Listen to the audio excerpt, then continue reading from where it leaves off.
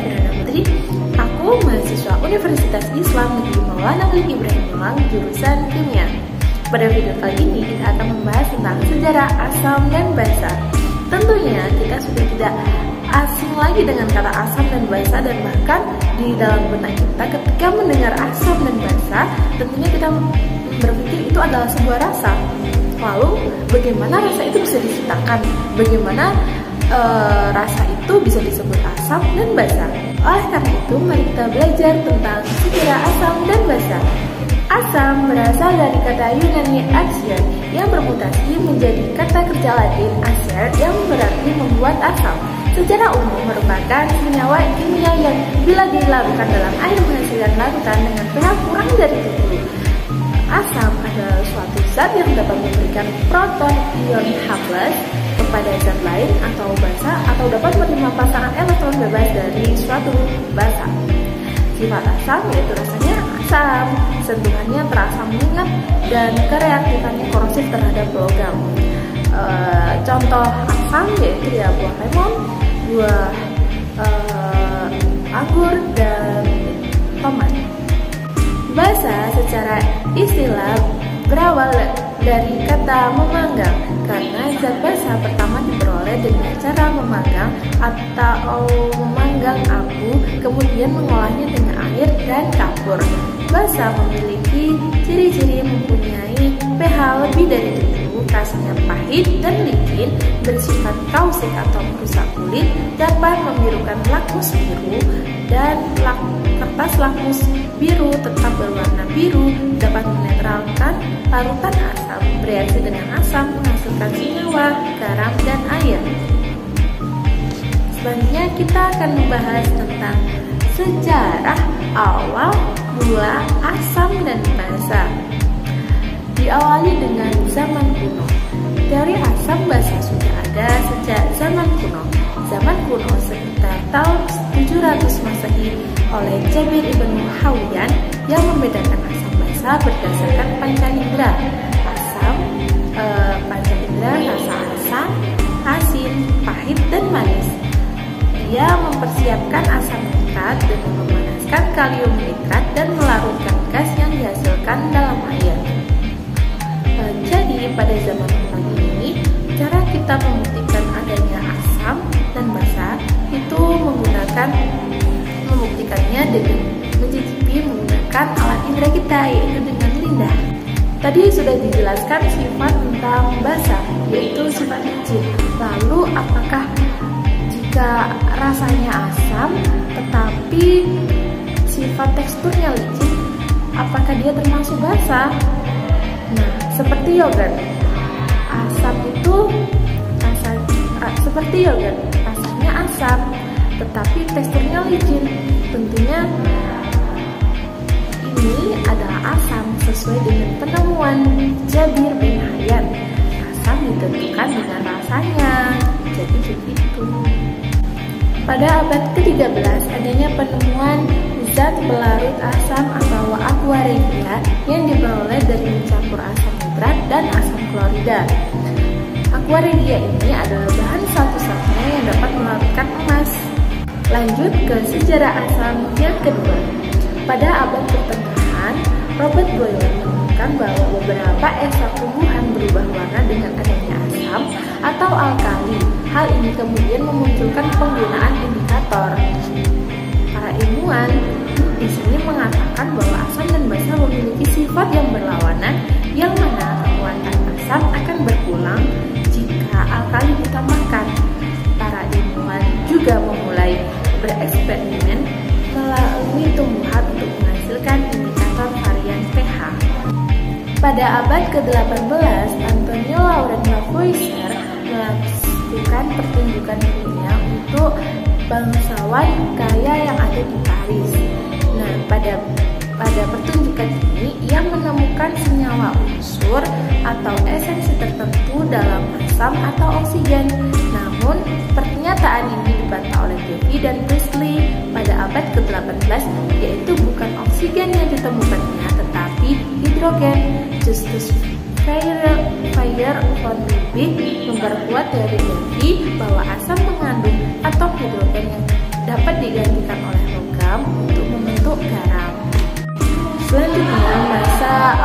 Arrhenius adalah seorang jenius yang disalahpahami di depan zamannya sendiri, tapi ia memiliki keberanian untuk mengusulkan dalam tesis doktornya bahwa asam basa dan garam terpecah menjadi ion positif dan negatif ketika dilarutkan dalam air. Sebelumnya, pada tahun 1884, dia dicemooh oleh beberapa orang, akan tetapi teorinya terbukti benar dan dia mendapatkan hadiah Nobel pada tahun 1903.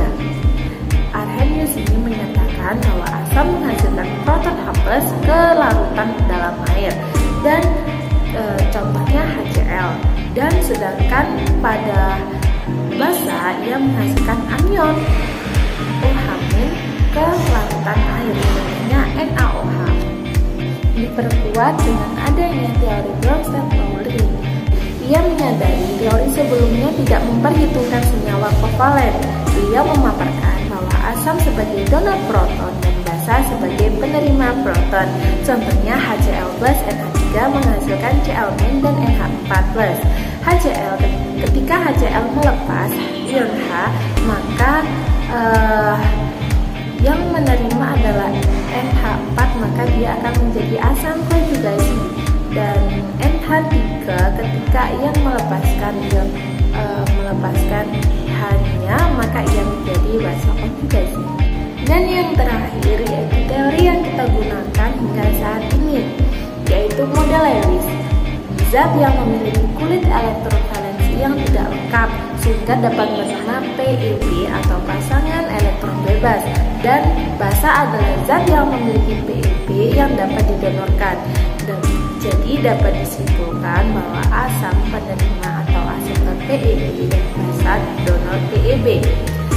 Dalam model Lewis, asam adalah zat yang memiliki kulit elektron valensi yang tidak lengkap sehingga dapat menerima PeB, dan basa adalah zat yang memiliki PeB yang dapat didonorkan. Nah, itulah tadi sejarah singkat mengenai asam dan basa. Lalu kira-kira apa sajakah contoh asam dan basa yang dapat kita temukan di lingkungan sekitar kita? Mari kita simak video berikut ini.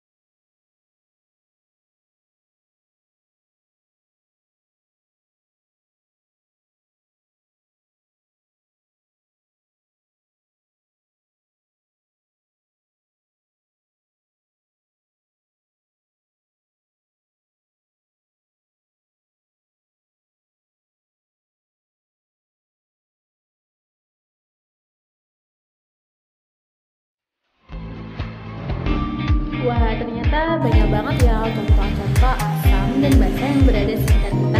Tetapi kita sering banget gak menyadari itu semua. Nah, kita akhiri sudah video kita kali ini. Terus nantikan video-video menarik lainnya tentunya hanya di channel YouTube aku. Jangan lupa like, comment, dan subscribe. Dadah!